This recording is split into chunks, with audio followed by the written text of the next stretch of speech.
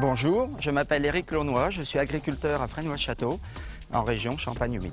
Comme vous voyez, nous avons des engins qui sont de plus en plus importants. Avec des engins de cette taille, sur les routes, nous arrivons à gérer parce qu'ils sont en gabarit routier.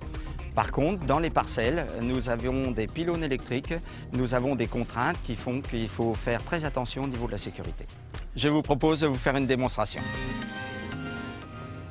Donc ce transbordeur fait environ 3,50 m de haut, 3 mètres de large et quand on va déplier la vis, on va monter à presque 5 mètres de haut.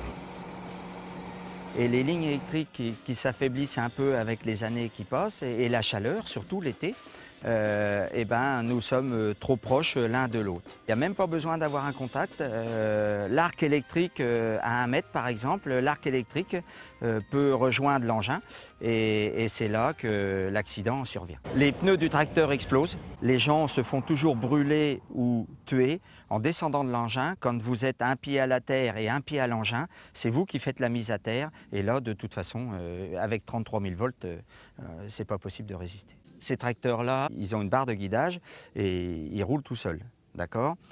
Le problème, c'est que ce soit les salariés ou les agriculteurs, on est de plus en plus sur nos portables, même dans les champs.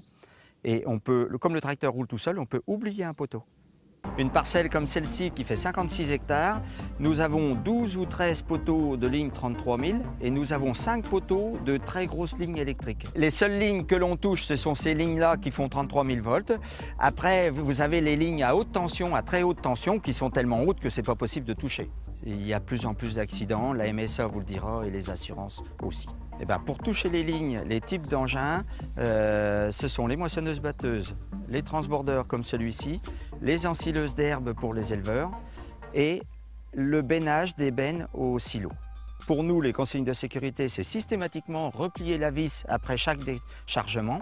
Si on touche une ligne électrique, moi je conseille surtout de rester dans le tracteur, de ne pas descendre. On appelle les gens que l'on peut avoir dans son portable, ou même la gendarmerie ou n'importe qui, mais surtout rester dans l'engin.